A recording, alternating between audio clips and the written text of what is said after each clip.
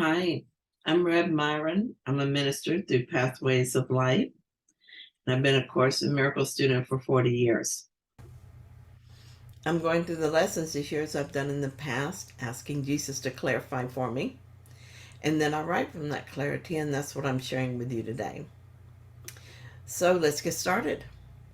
I would remind you that Jesus asked us to read the special theme, which is this time is what is a body?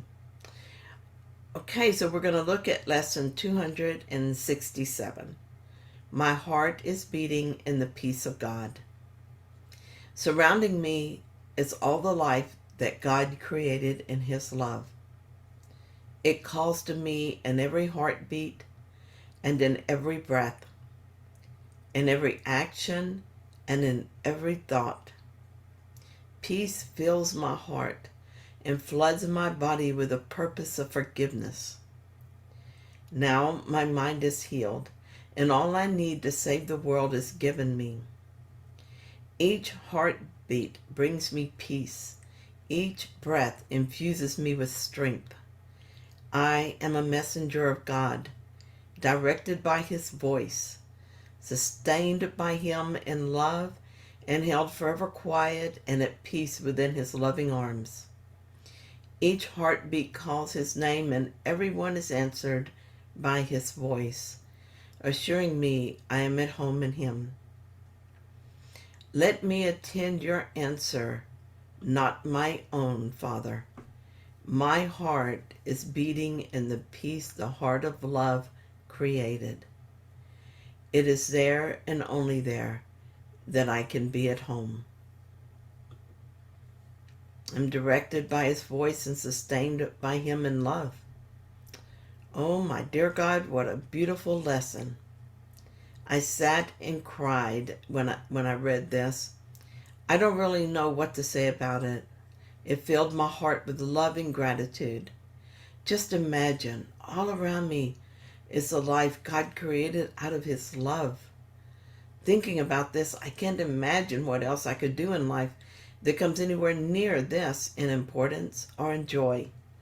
This is the reason my only goal is the peace of God. This is what it feels like to be in the peace of God. It is not peace that comes and goes with shifting perceptions, but it is peace that is always there. It is the strength of God that never varies and is available in all circumstances. I have a purpose. As a messenger of God, I don't have to worry about how to be in this world. I am directed by His voice and sustained by Him in love. I only need to let go of everything that would obstruct this communication, and I do this willingly and consistently, even if not perfectly. My deep desire to live my purpose guarantees that I can and will do whatever is needed to the best of my ability. And wherever I fail, I'm forgiven, and I renew my efforts. I want to sit here, aware of the life God created in His love surrounding me. How foolish I am to take that for granted and not even notice most of the time. I feel every heartbeat and every breath calling to me to become aware. I hear a whisper in my heart not to forget again, not to become unconscious again. Truthfully, I should be living in a state of wonder all the time. So here's Regina's tips on what is the body and my thoughts. Our special theme says, made to be fearful must the body serve the purpose given it. And in most cases it does.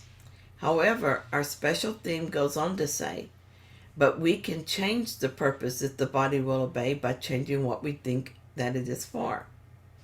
Today, please contemplate the purpose you would like the body to obey. Also, contemplate how the body can be used, moved differently in order to follow that purpose. And my thoughts about it. I think my body is for the purpose of teaching and learning and extending love. This is much different than the purpose I gave it when I was young.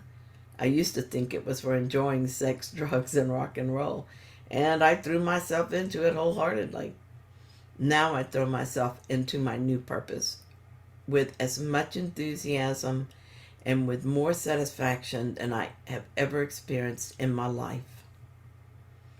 Here's what I wrote in my journal at another time. Yesterday, as I did my work with Spirit, I began to feel this, and as I went into my day, I couldn't help but notice how friendly everyone was. It's like they were just pleased to have passed me on the sidewalk and couldn't help smiling. This happened so often that it was surreal. It felt like a message from Jesus telling me to notice what it is like when I make the decision not to attack and not to defend. This morning's lesson seems to point to my experience from yesterday. It was like a little taste of feeling God's love through all of creation. It was absolutely delicious. Today, if I forget that I no longer need to defend myself, because I can remember because there's nothing to defend against. If attack thoughts appear in my mind, I pray to remember today's lesson. Right behind these fearful thought images I have projected into my life is the love of God all around me. There's only what God created. And if I see anything that is not His love, I must surely be dreaming. Wake me up, God. Today I will be sustained by the love of God. These are the words I'm writing down and bringing with me in my day timer and in my heart to remind me what is mine for the asking. Each heartbeat brings me peace. Each breath infuses me with strength. I am a messenger of God, directed by His voice, sustained by Him in love, and held forever quiet and at peace in His loving arms. Each heartbeat calls His name, and everyone is answered by His voice, assuring me I'm at home in Him. And what I know is that Jesus did not write these words because they were pretty. He wrote them because they're true. And they are true even when I deny them with my actions and words and my ego thoughts. This is why I can live a life of peace and joy and love right now, not in some imagined future. For the last few days, I've been reminding myself of the truth and beauty that is available to me.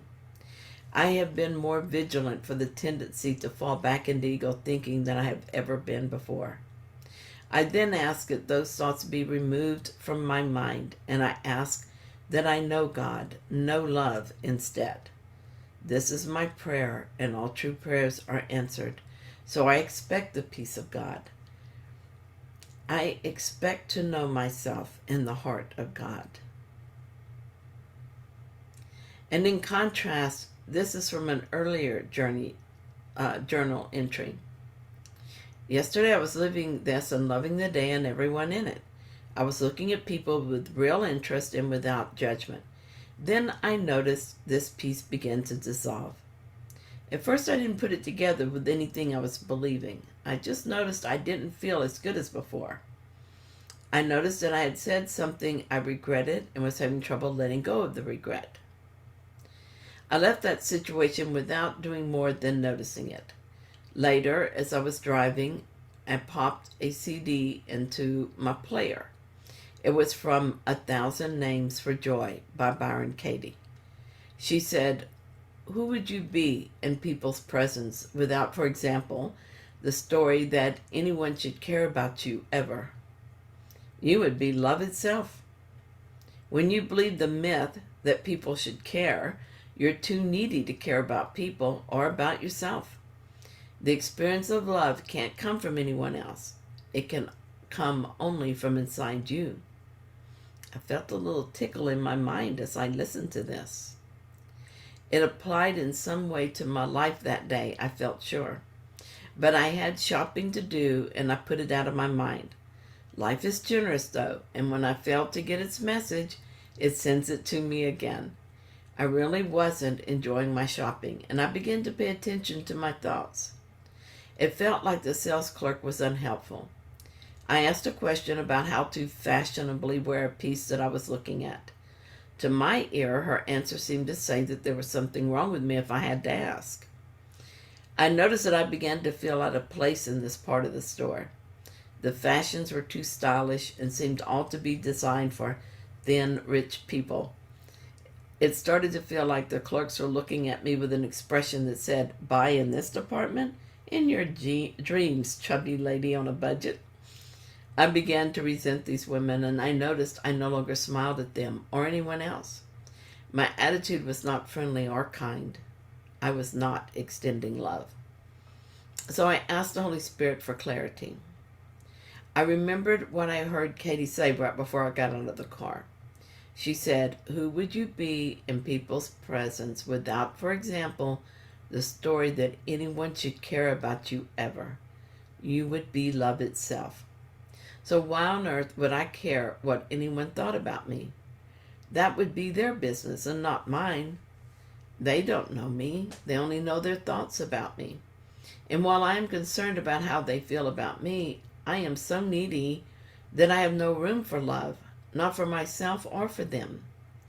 Look how many opportunities I missed to gladden my brother's heart, and myself, since there's only one of us, all because I imagined a story in which I cared what they thought when I walked by. And really, it was a made-up story, since I have no idea what they were thinking anyway." I feel so grateful for that experience. Just keep learning. Life just keeps showing me what's in my mind that needs to be healed. I thank you so much for joining me in this lesson. And if you found it helpful, then please like it. And if you haven't yet, then please subscribe. And I'll be back tomorrow with another lesson.